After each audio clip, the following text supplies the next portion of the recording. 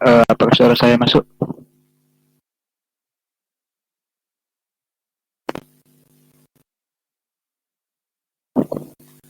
Oke, terdengar jelas ya. Oleh 19.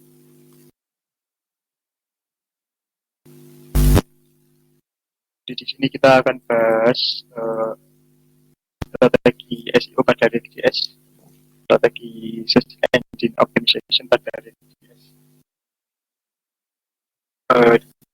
Disclaimer ya teman-teman, mungkin kita nggak bahas hal-hal yang terlalu teknis mungkin, jadi kita akan bahas keluarnya mungkin tentang dasar RxJS, SEO gitu. Kalau kalian spesifik mungkin yang banyak ya riset gitu. Di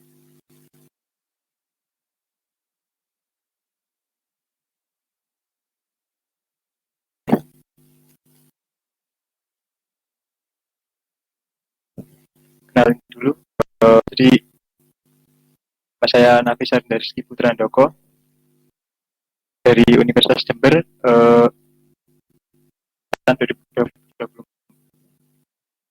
Jadi mungkin teman-teman di sini juga yang sama saya atau lebih senior atau mungkin lebih tahu dalam hal teknik, bisa dikoreksi kalau saya salah materi. Saya dari Prodi Teknologi Informasi dan sekarang lagi magang programmer di PT Bisa Indonesia. Di akun saya mau connect dan juga mau follow atau sekedar follow me sudah dari saya bisa copy-nya.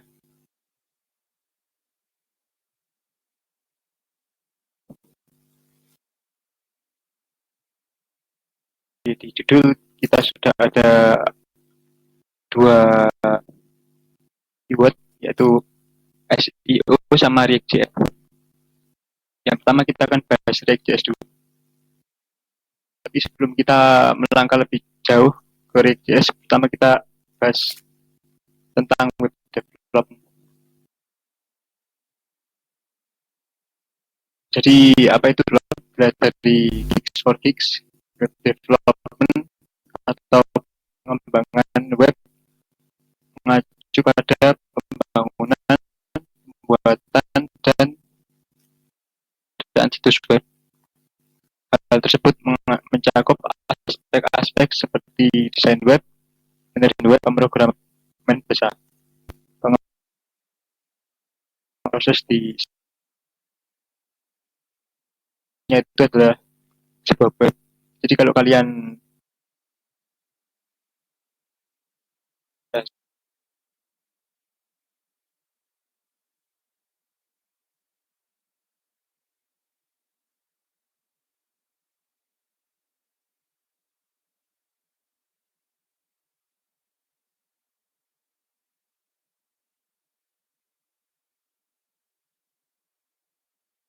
suara saya putus-putus apa enggak ini?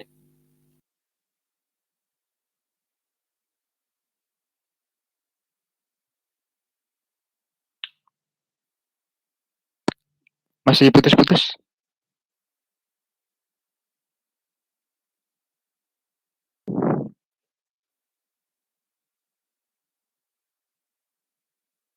Tes.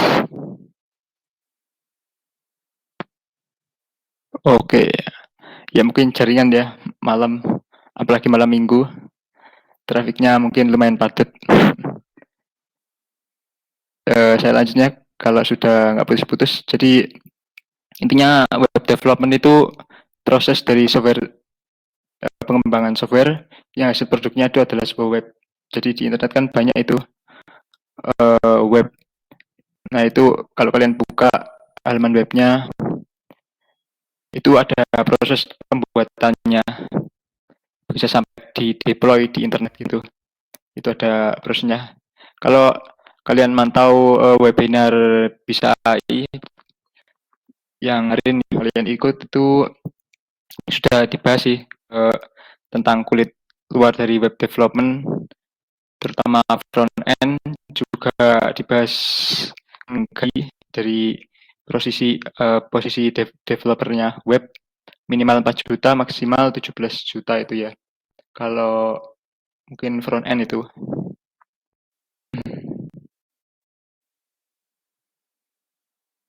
Nah, untuk pengembangan web itu ada tahap-tahapnya. Pertama itu requirement analysis, yaitu menentukan rancangan sistem berdasarkan kebutuhan pengguna.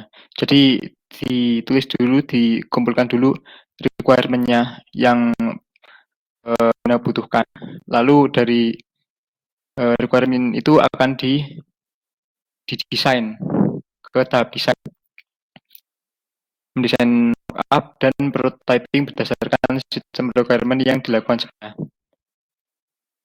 Tahap desain ini biasanya dilakukannya di Figma ya, mungkin bisa Figma atau Adobe XD, atau sekarang yang lagi trending itu Penpot ya, karena secara Figma sudah diakuisisi sama Adobe, jadi banyak yang migrasi ke Penpot. Biasanya desain ini yang kan UI UX designer. Kalau requirement analysis ini biasanya yang mengerjakan itu mungkin sistem analis mungkin ya. Terus dari desain ini itu akan diimplementasikan ke coding. Jadi hasil dari mock diimplementasi dalam bentuk sama developernya. Baru setelah itu di-deploy ke tahap deploy. Yang telah di-coding sebelumnya akhirnya di-deploy agar bisa diakses secara publik di internet. Biasanya yang melakukan deploy ini kadang programmernya sendiri, atau kadang ada yang namanya DevOps gitu ya. Ada di posisi DevOps engineer mungkin. Itu biasanya yang bagian deploy webnya.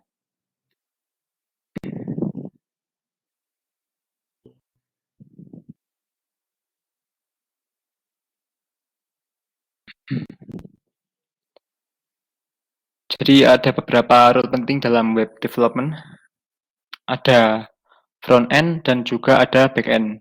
Kalau front end developer itu orang yang bertugas mengurus tampilan dari sebuah website, mengimplementasikan desain UI ke codingan. Jadi desain yang dikerjakan sama desainer itu di coding hanya front end developer ini. Ya intinya front end developer ini mengurus tampilan itu, yang coding tampilan. Terus back end developer itu yang bertugas mengurus server dan database dari sebuah website. Jadi kalau front end developer itu tampilan, kalau back end developer itu server dan database. Intinya seperti itu.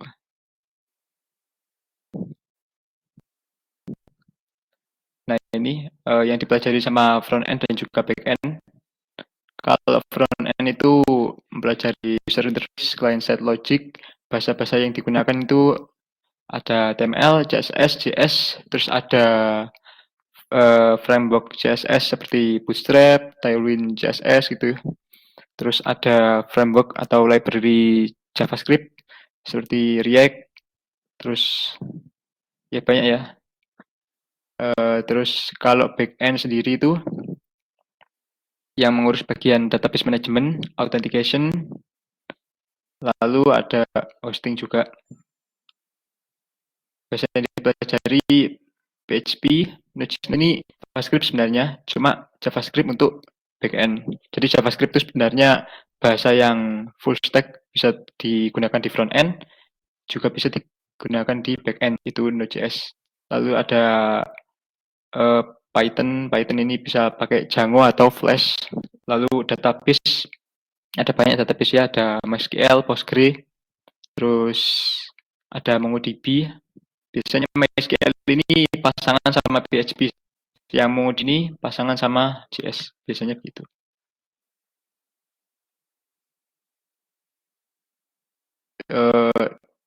Sebenarnya selain dari sama backend ada satu posisi yang namanya full stack developer. Jadi full stack developer itu semua ini dipelajari dari, jadi menghandle semua ini, semua misal tampilan, juga server, juga database itu dihandle sama full stack developer.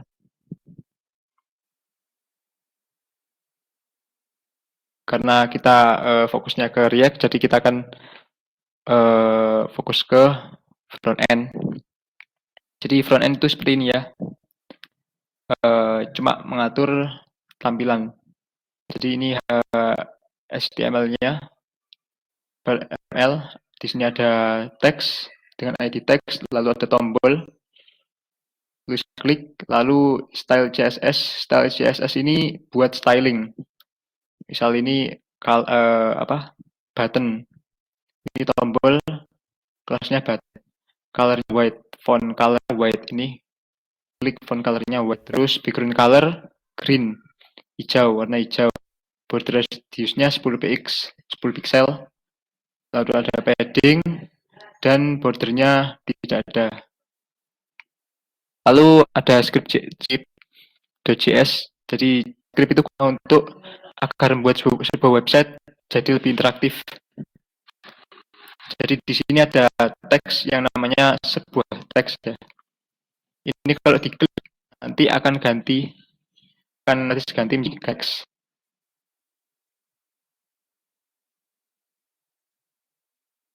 Nah, yang kita bahas itu JavaScript ya, React itu.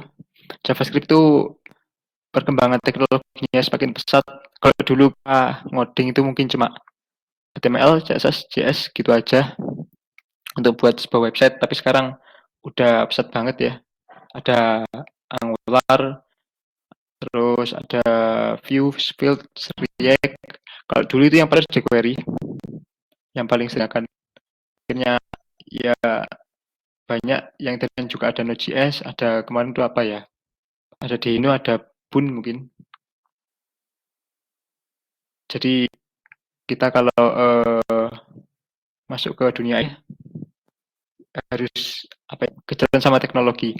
Kita harus belajar terus, karena kalau nggak belajar sebentar aja nanti pasti akan muncul framework baru nanti baru ya.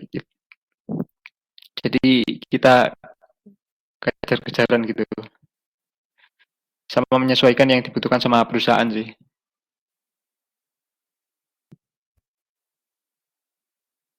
Lalu React.js.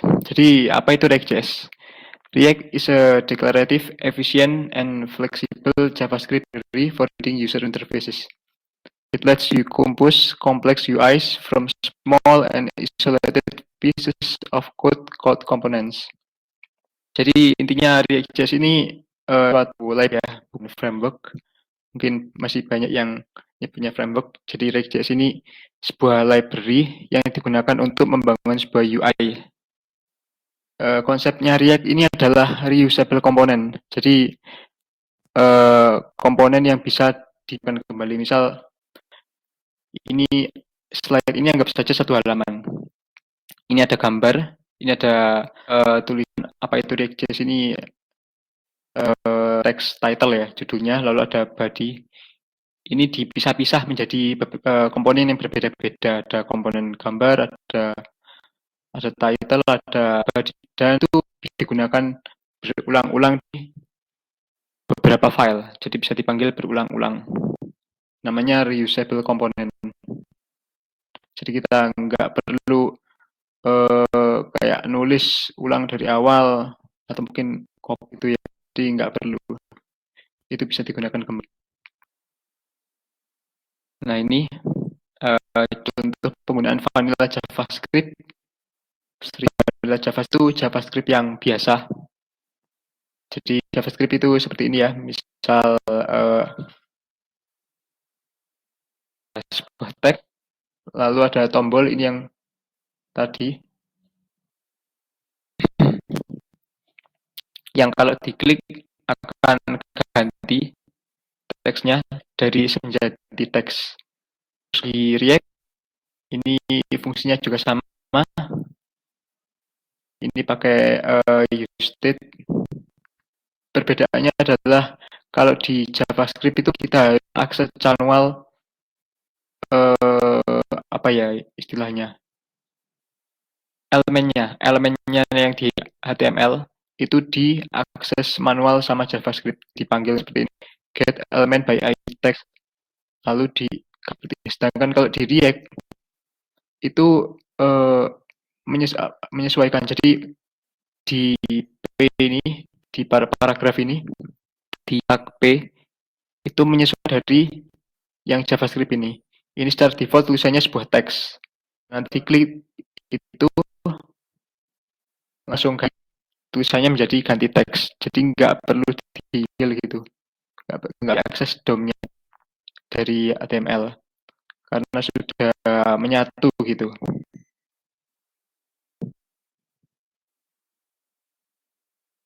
Kelebihan sama kelebihan React.js, kelebihan dari pelajaran mudah dipelajari relatif.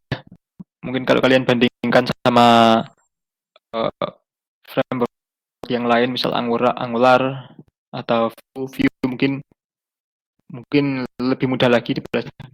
Kalau dibanding mungkin Angular lebih sulit, jadi relatif. Terus memudahkan pengembangan, ya karena reuse body bisa di komponen seperti tombol, navbar, head, dan lain-lain itu bisa digunakan berulang bisa digunakan kembali, reusable komponen. Lalu punya adalah dokumen yang buruk dan tidak lebih SEO friendly daripada plain HTML atau CSS biasa jika hanya menggunakan pure React. Jadi ini kalau dibandingkan sama kitab cuma HTML, CSS itu baliknya SEO friendly.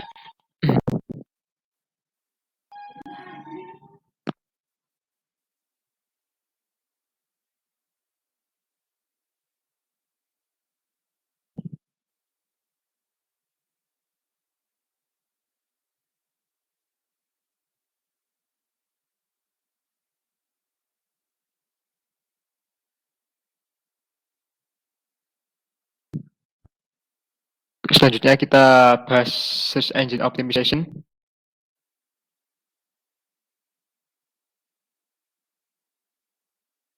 Jadi SEO atau search engine optimization itu adalah kependekan dari SEO adalah kependekan dari search engine optimization.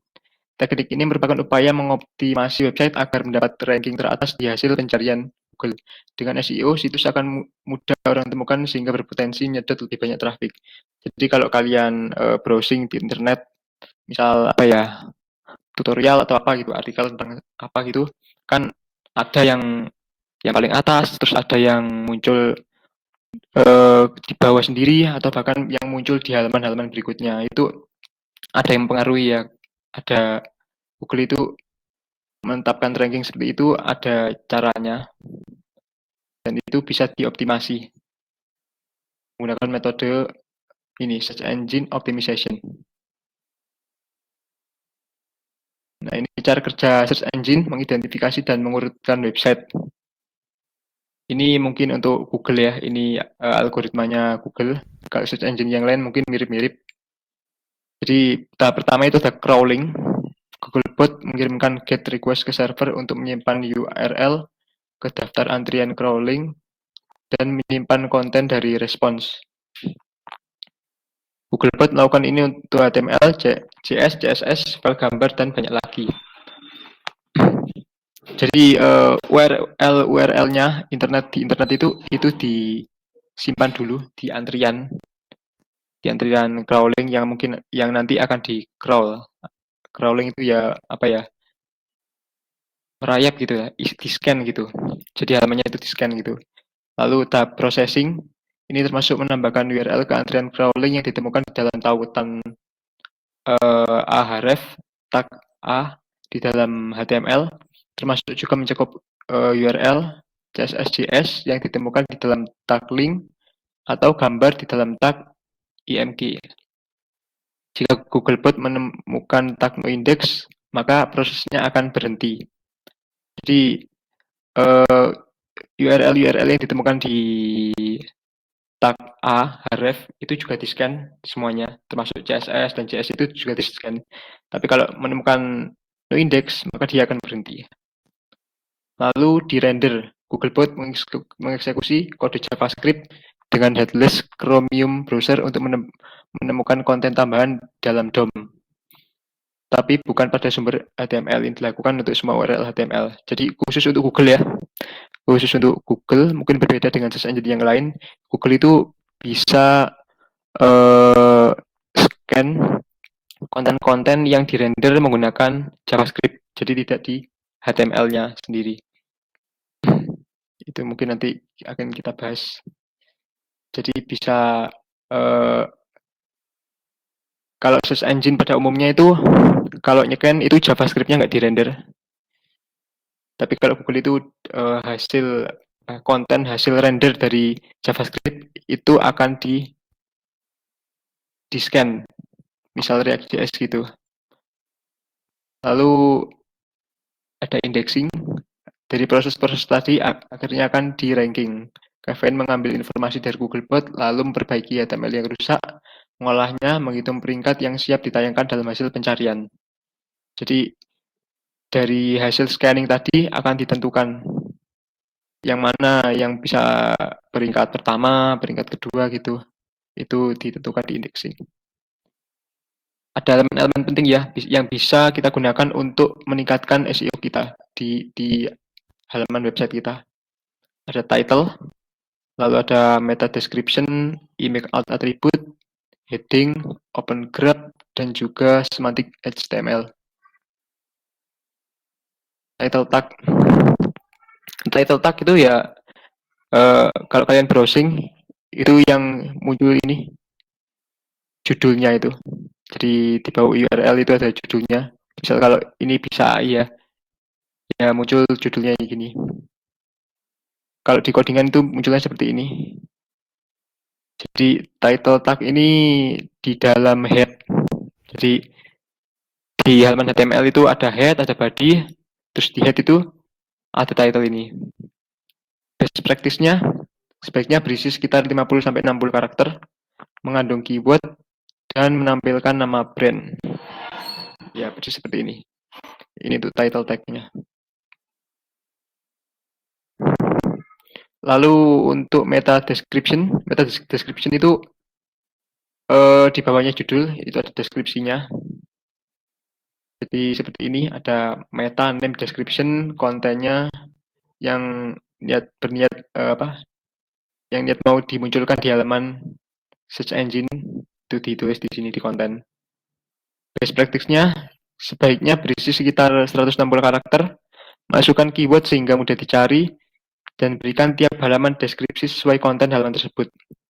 Ya kan nggak mungkin kan ya kalau kalian misal megang website artikel berita gitu dari satu halaman sama artikel dari satu halaman artikel yang satu dan artikel yang lain kan nggak mungkin deskripsinya itu sama. Jadi ya beda-beda. Jadi dinamis. Tapi meta description ini meskipun kita bisa ngatur manual ya di codingan, tapi nanti yang muncul di search engine itu belum tentu meta description ini. Jadi tergantung search engine-nya. Kadang itu bisa meta description ini atau kadang bisa kontennya sendiri yang muncul di halaman hasil pencarian search engine itu. Itu kadang bisa kontennya atau kadang bisa meta description. Jadi nggak selalu, tapi tetap diisi aja sini.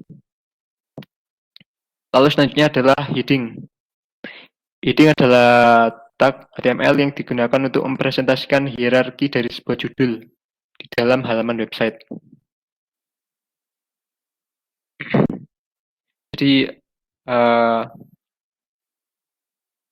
heading ini sebuah tag yang bisa digunakan untuk mempresentasikan hierarki. Kalau kalian misal dalam sebuah halaman website ada judul yang paling atas itu di artikel judul utama itu pakai heading 1. Terus ada subjudulnya itu pakai heading 2 dan seterusnya sampai judul yang paling dalam gitu ya. Yang paling bawah itu ada hierarkinya. Best practice-nya ya sesuaikan dengan level judul di halaman website kalian. Ini untuk heading. Ada 1 sampai 6 levelnya. Lalu ada image alt attribute. Ini teks yang muncul jika gambar yang dipanggil tidak bisa diakses. Jadi kalau misal kita di halaman website itu manggil gambar dan gambarnya error, itu kita bisa memunculkan teks. Jadi misal gambar apa ya? Gambar pemandangan gitu mungkin. Pemandangan.jpg.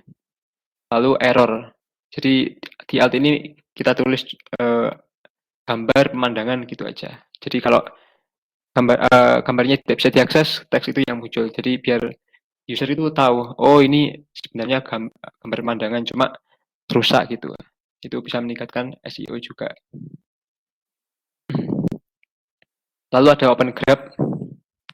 Kalau kalian nge-share link di sosial media, mungkin di Telegram atau di WhatsApp gitu ya, itu kalian bakalan lihat seperti ini. Misal ini bisa desain, itu ada gambarnya, ada deskripsinya. Nah ini yang namanya open graph. Open graph adalah meta property yang digunakan untuk menampilkan informasi pada saat alamat URL sebuah website dikirimkan melalui sosial media. Jadi ini juga berpengaruh pada SEO juga ya. Kalau di share itu bisa informatif, jadi yang menerima itu bisa tahu tentang informasi dari situs tersebut. Ini ada meta property, ada title, type, URL, image, description, lalu ada site name juga. Untuk kegunaan masing-masing mungkin kalian bisa itu ya, browsing gitu di internet.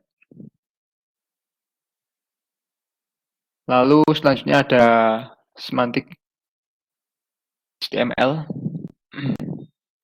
Jadi semantik HTML ini mungkin kalau kalian pernah ngoding pakai framework mungkin Bootstrap mungkin ya, itu kalian bakalan keseringan pakai yang namanya div, mungkin div class gitu.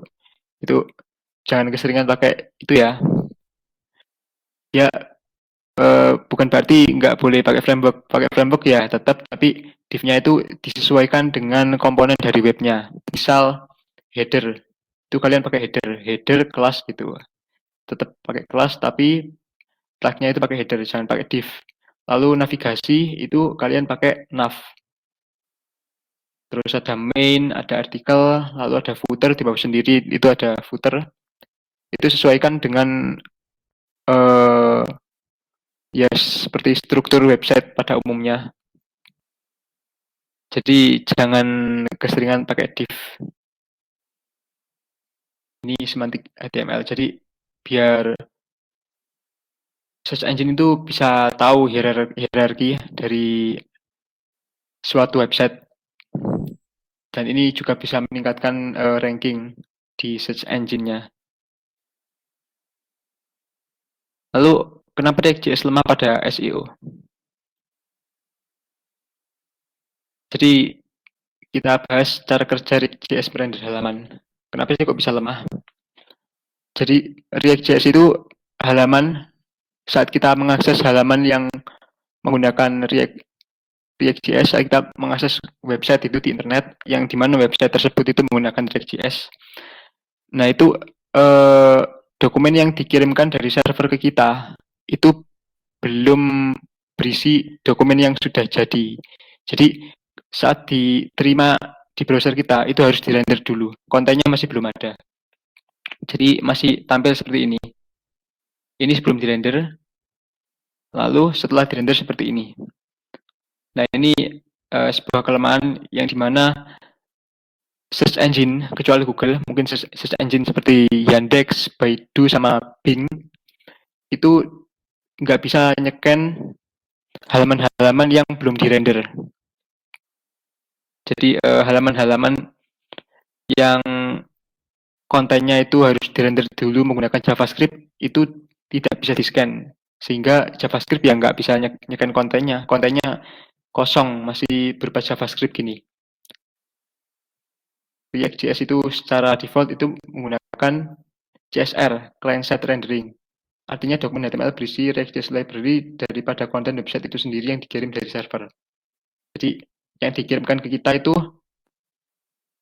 bukan kontennya itu sendiri, tapi masih berupa JavaScript. Lalu setelah beberapa saat baru terrender. Sedangkan kalau Google itu masih bisa ya. Kalau Google itu masih ada teknologi untuk nge-scan konten-konten yang dirender sama JavaScript. Tapi kalau search engine yang lain masih belum, ada yang masih belum gitu. Ini kelemahan dari React.js. Solusinya, kalau kalian browsing di internet, mungkin gimana cara meningkatkan SEO pada React.js, kemungkinannya ada React Helmet sama Next.js. Mungkin kita bahas tentang React Helmet ya. Jadi React Helmet ini apa sih? React Helmet ini reusable React component yang bisa digunakan untuk memanage segala perubahan pada dokumen head. Jadi React Helmet mengambil plain HTML tags dan mengoutputkan plain HTML tags. Jadi React Helmet ini kalau kalian punya aplikasi React.js itu kan ada title, itu kan nggak bisa dirubah. Sedangkan React Helmet ini bisa membuatnya dinamis. Jadi misal kalian punya suatu megang website artikel berita gitu ya. Dari saat kan ada artikel pertama, ada kedua gitu.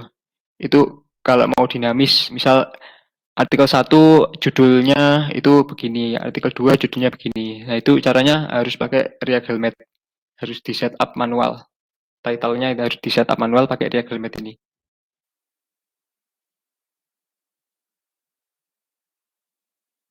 Instalasi React Helmet seperti ini ya. Harus ada terinstall Node.js dulu pada PC. Lalu buka terminal. Lalu mengetikkan ini npm fit. Instalasi pakai fit. Lalu di folder yang sama. Ini untuk menginstal React Helmet.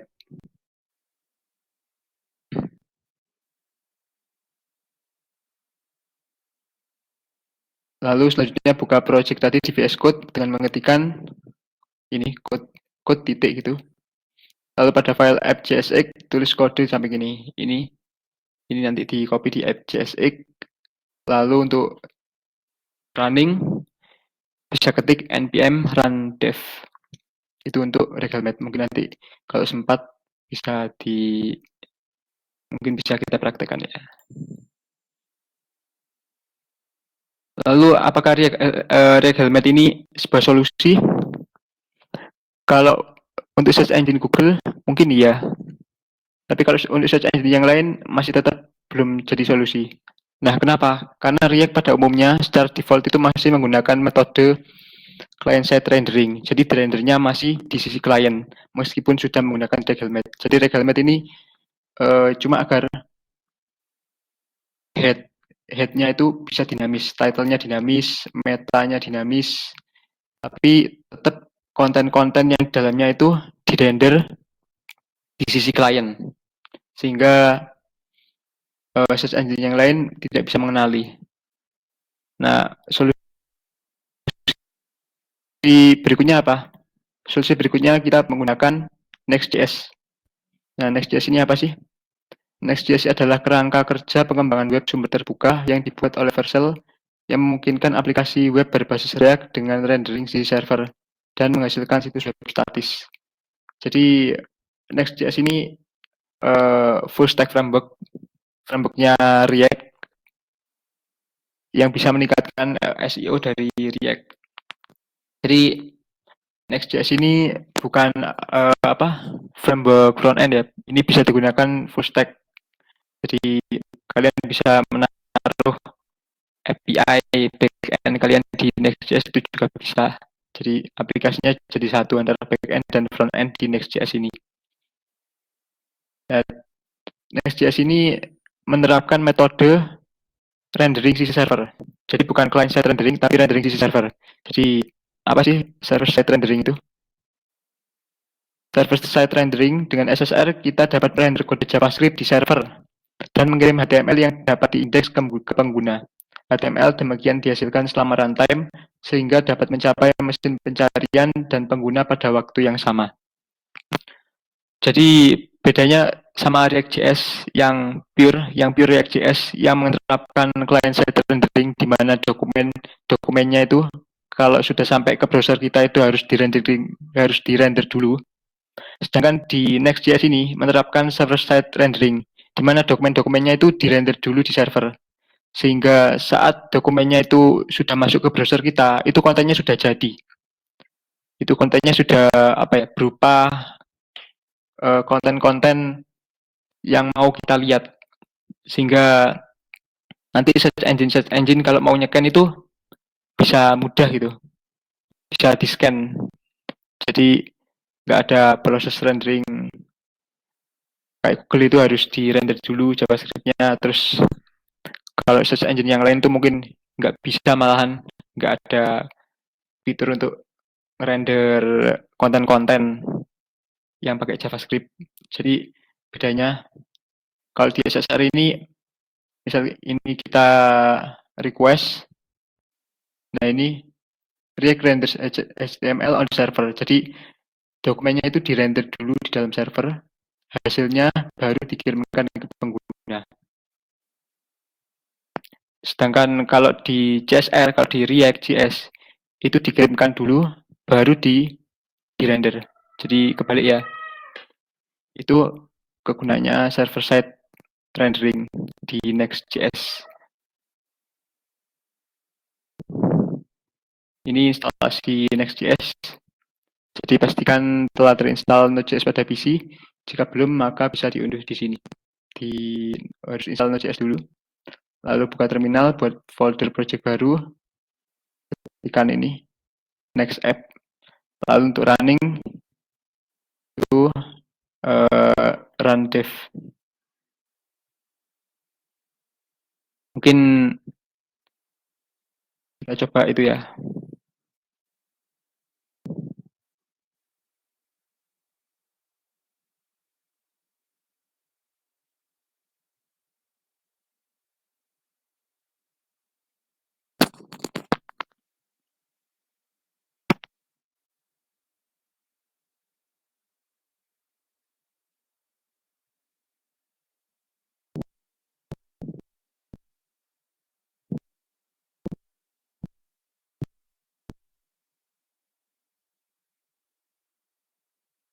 React Helmet dulu.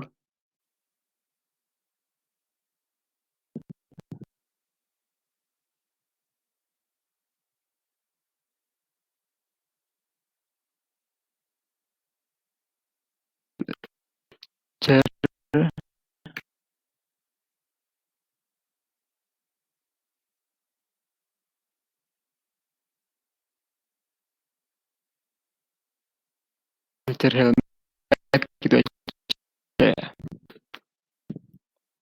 Masuk lewat sini dulu.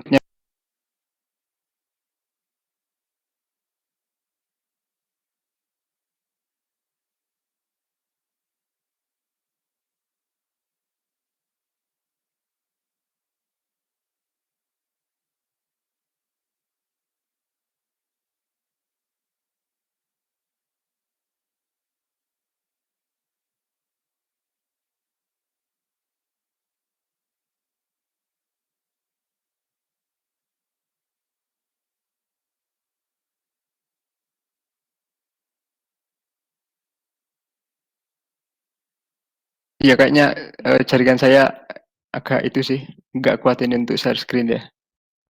Saya coba lagi ya.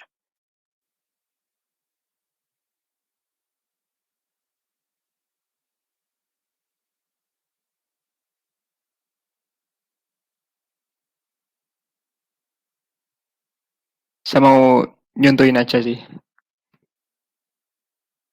Kalau nggak bisa ya bisa berarti. Tadi di mana? Di folder webinar. Jadi masuk dulu ke foldernya ini pokoknya. Suara saya masih putus-putus ya?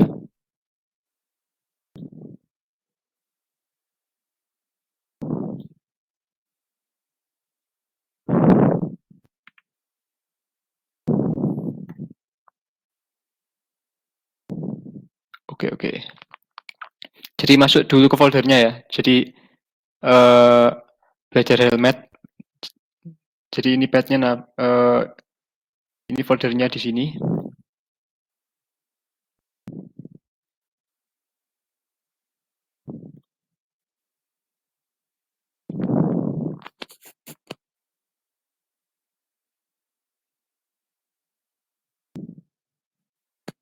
Tadi, bentar.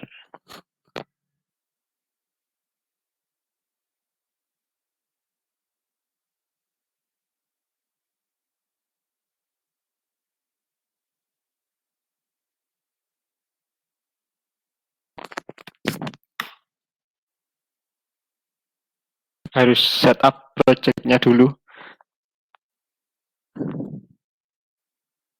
Nah, ini nama projectnya.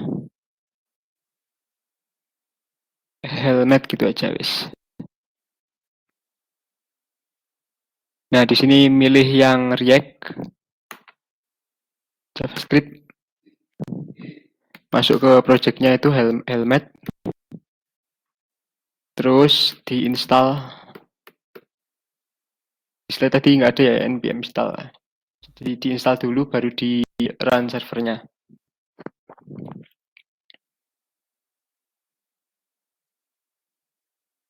Kalau kalian biasanya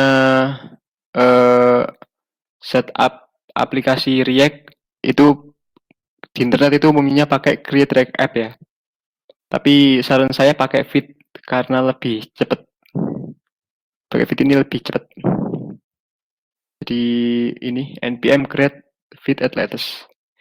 Ini kalian harus punya Node.js dulu ya.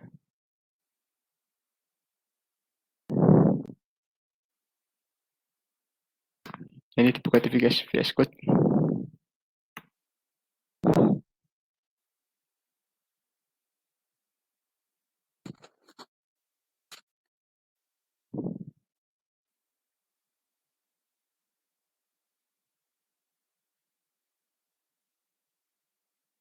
Nah, di JS ini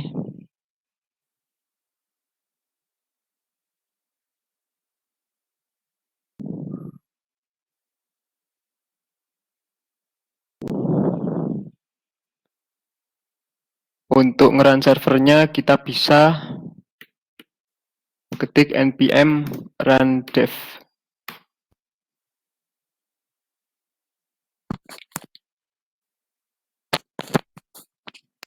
Oke, sudah bisa. Ini kita berhentikan dulu. Kita install React Helmet-nya. Untuk install React Helmet, gimana tadi ya? Buka dokumentasi aja. Jadi kalau mungkin ada yang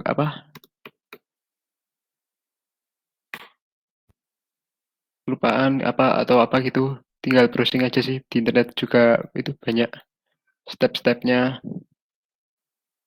Instalasinya ada di internet.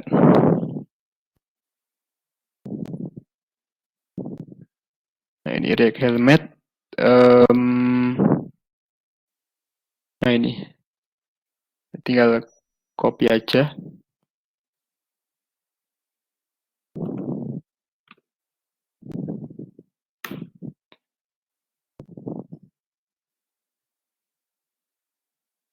Ini ya, npm install min save React Helmet.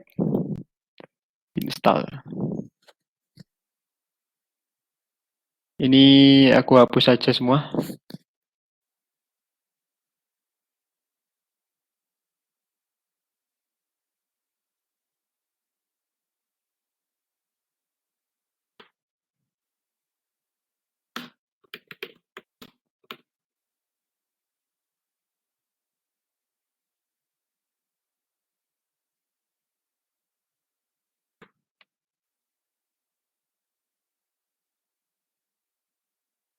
Belajar React Helmet, oke.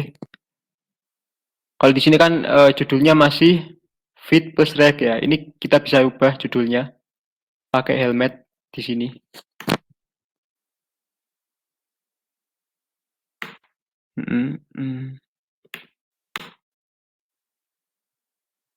Misal title itu ya. Ini belajar helmet. Nah, nanti bisa berubah seperti ini, belajar helmet gitu. Jadi kita bisa ganti-ganti judulnya berdasarkan artikel atau blog yang mau kita yang dibuka user gitu ya. Jadi setiap komponen atau setiap halaman itu bisa berubah. Mungkin dari kalian ada yang tanya gitu ya, kenapa kok nggak judulnya langsung diganti di indeks indeks HTML gitu aja. Ya kalau website kalian cuma satu halaman atau semua halaman itu judulnya sama sih ya enggak masalah ya. Tapi kalau aplikasi blog atau mungkin landing page yang ada banyak halamannya, misal about us gitu, itu kan beda-beda gitu ya. Artikel satu dengan artikel lain itu tentu saja judulnya beda.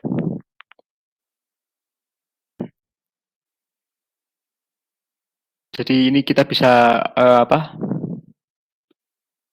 bisa dinamis. Misal di sini kita punya apa ya?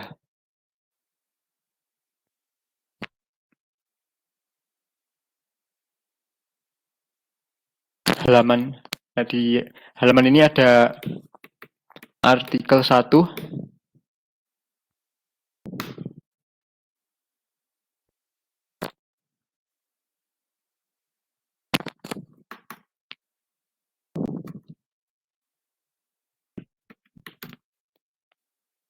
function artikel satu.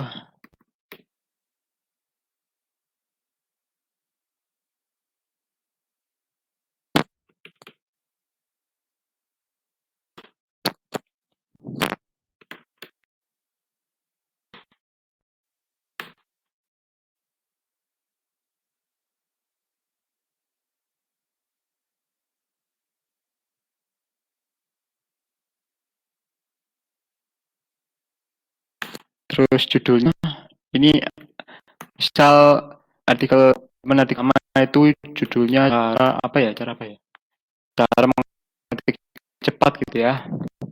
Oke. Cara mengetik cepat. Nah, terus ini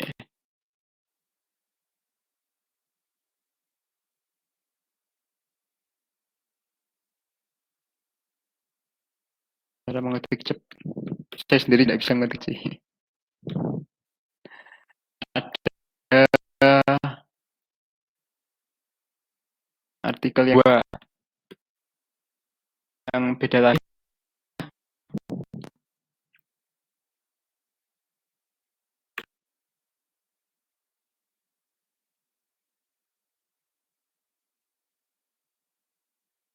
Ini saya copy saja.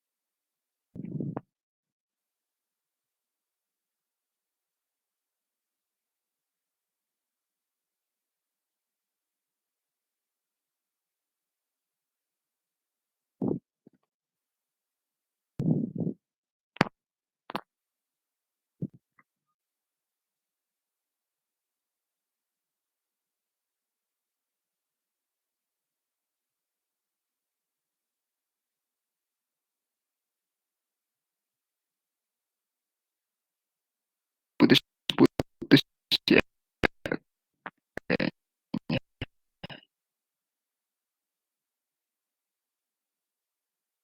Cara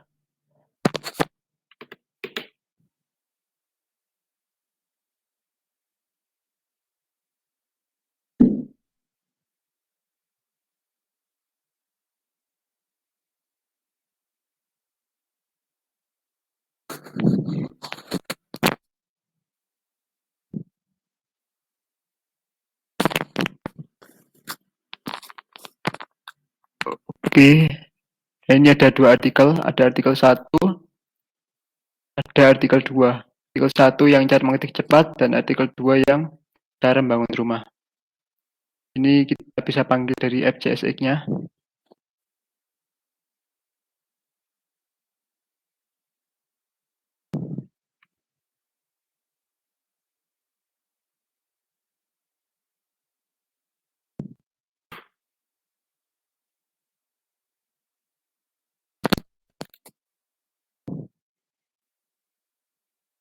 Nah ini masuk cara mengetik cepat. Terus kalau kita panggil yang artikel 2,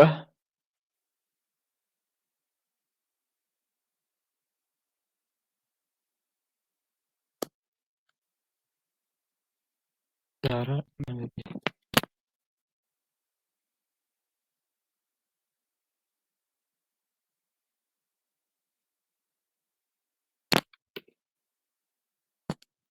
Nah, ini cara membangun rumah ini sudah ganti ya.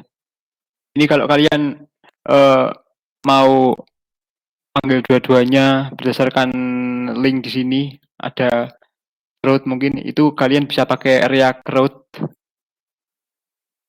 React root itu kayak gini misal.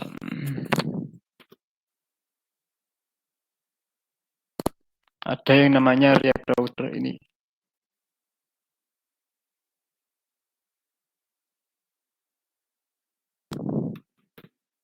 React router.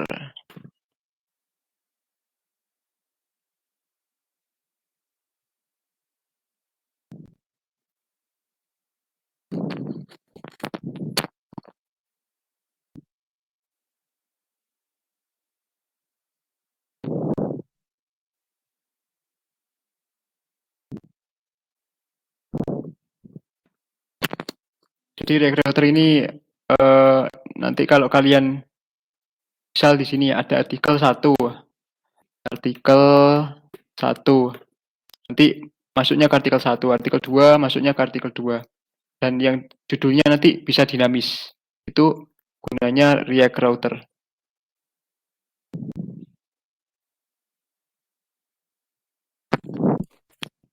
Nah, oke.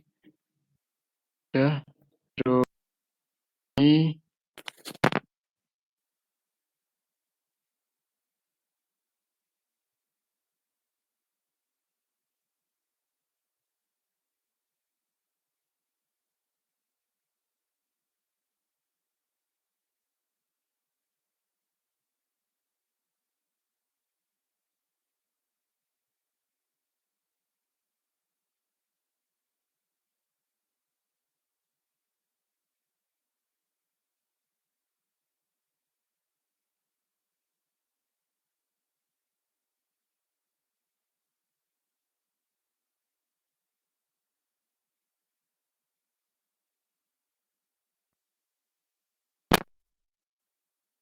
misal yang pet ini artikel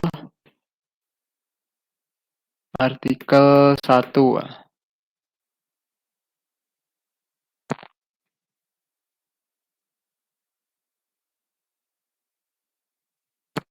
Terus yang ini artikel 2.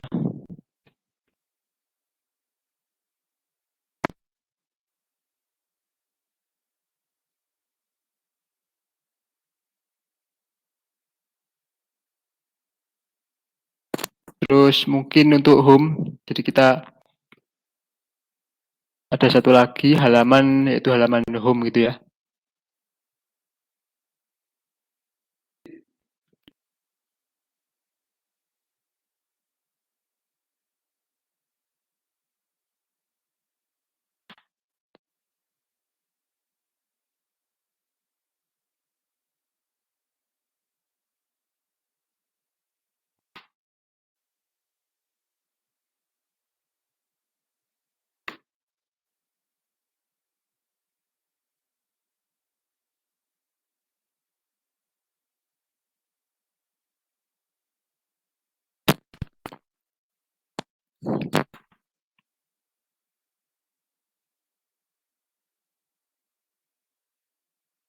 Untuk home ini kita nggak usah pakai React Helmet,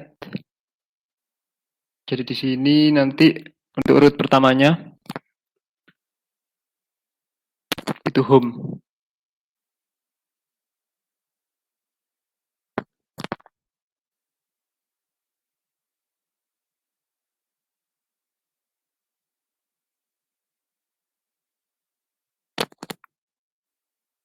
Nah, oke, kita coba.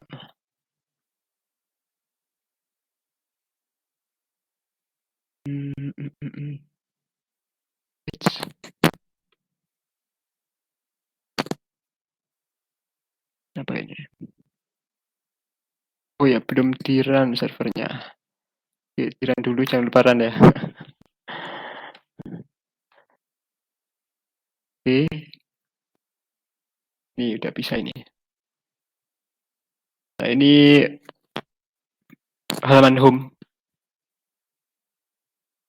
Apa ini? Browser.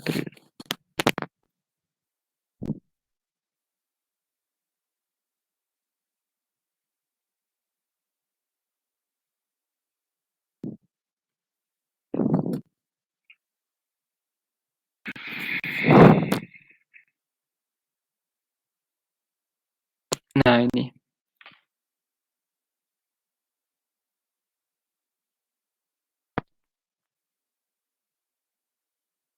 Ini halaman home.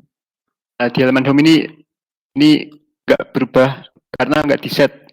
Di halamannya itu nggak di set helmetnya. Terus kita kalau pindah halaman ke artikel 1, nah ini baru berubah cara mengetik cepat.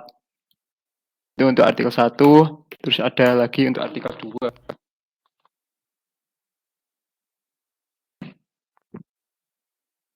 Nah, itu kalau kita pakai React Helmet. Tapi React Helmet itu kelemahannya ya untuk search engine selain Google tidak bisa ngerender itu. Tidak bisa merender hasil render JavaScript-nya. Misal aja ini kita apa ya? Pixels mana? Ini kalau kita inspect, view pixels ini.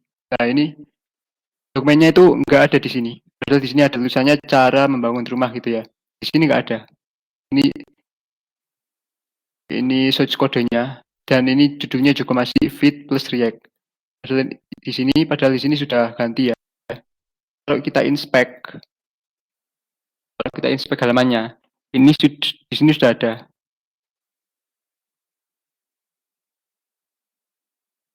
Nah, di sini ada cara membangun rumah di sini. Nah, di sini sudah muncul. Di head-nya juga sudah muncul. Kita pakai React Helmet tadi. Jadi sudah diganti. Ini title cara membangun rumah. Tapi search engine itu selain Google nggak bisa scanning konten yang dirender sama JavaScript ini. Jadi solusinya kita bisa pakai Next.js. Kalau kita pakai Next.js itu nggak perlu set ulang dari awal, misal routing, install React Helmet, itu kita nggak perlu kayak gitu. Kita ke Next.js coba. Next.js.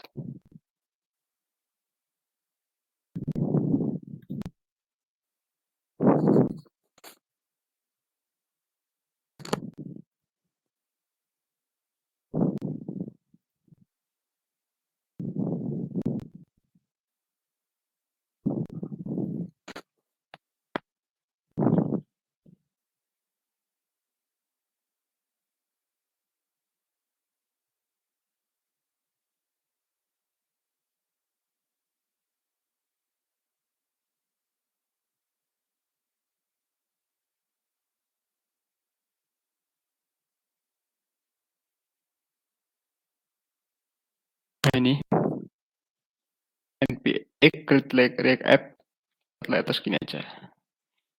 Ini kalian misal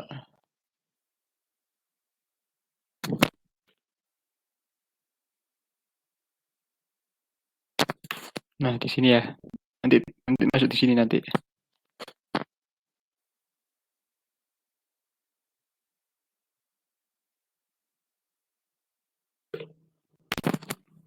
copy di sini, npa create next app at latest.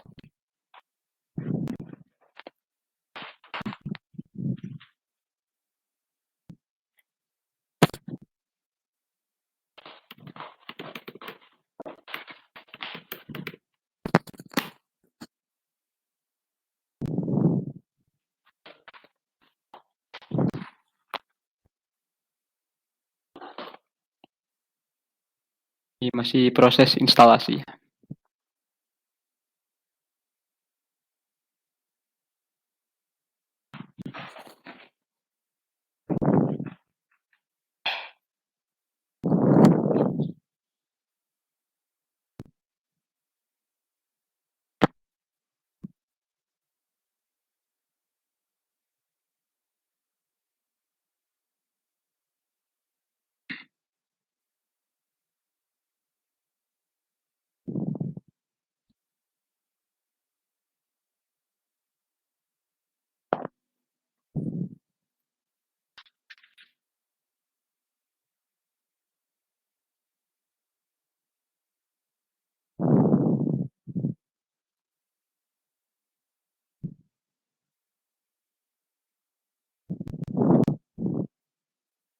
Nah, kalau sudah bisa masuk ke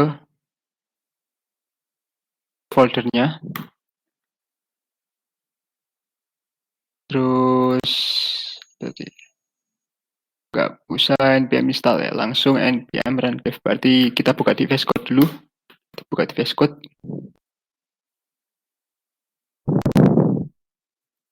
Terus di sini kita run. Kita buka servernya di VS Code npm run dev.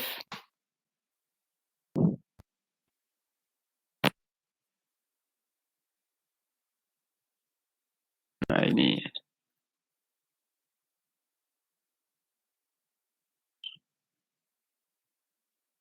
Nah, ini untuk Next.js. Next.js ini kita coba ya di fix-nya ini. Kita langsung coba buat namanya artikel 1 gitu aja. Artikel 1.js.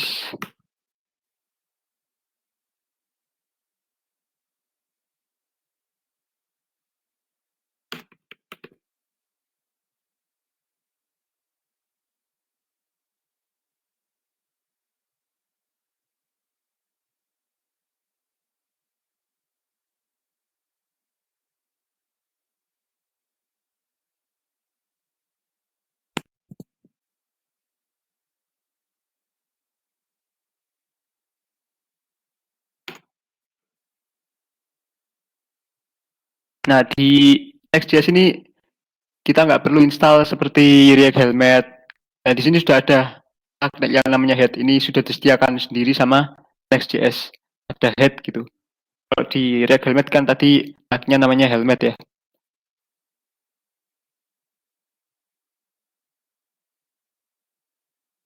Nah, ini ada sendiri yang namanya head. Kita coba fokus ke title aja ya. Title dulu. Terus isinya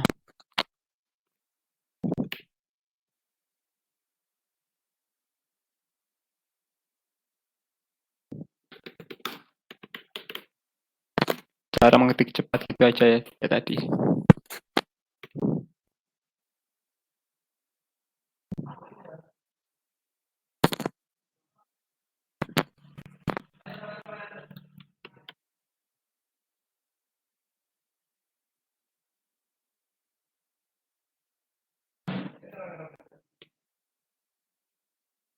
Jangan lupa di import headnya. Nah, ini. Terus kita coba buat halaman baru yang namanya artikel 2 ya. Artikel 2.js.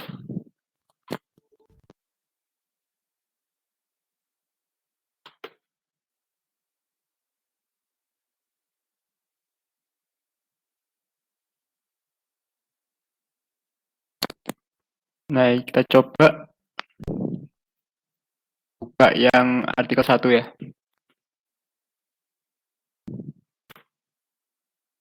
Nah, langsung di sini juga langsung kelihatan ya cara mengetik cepat langsung berubah. Jadi nggak usah nyeting kayak root-nya tadi, itu nggak perlu. Dan ini kalau kita view page search, ini halamannya sudah dirender. Misal ini kita cari ya, cara bangun rumah ini. Ini kontennya sudah dirender.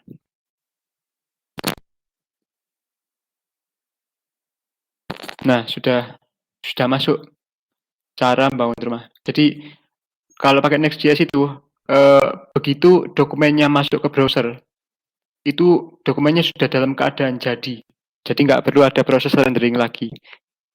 Nggak kayak React.js yang pure, itu kalau JavaScript-nya nggak nyala ya nggak render. Jadi harus di-load dulu halamannya, terus render. Jadi kalau pakai React.js itu halaman yang diterima oleh user, oleh klien di sisi browser, itu harus di-render dulu. Bukan dokumen yang jadi gitu ya. Nah ini, kalau di Next.js itu sudah otomatis jadi. Dan routingnya juga sudah setting. Nah, seperti itu kalau kita pakai Next.js. Dan Next.js itu langsung itu sudah disediakan routing untuk folder pix. Pix ini kalian bisa langsung buat file dan filenya itu bisa langsung dipanggil gini. Bisa langsung dipanggil. Itu kalau kita pakai Next.js. Ya mungkin seperti itu ya.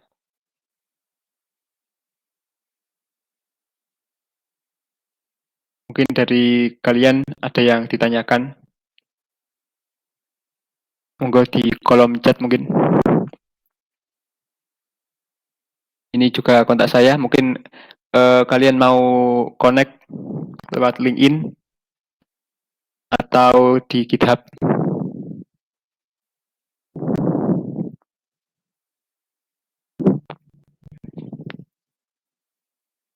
Monggo kalau mau bertanya, saya tunggu.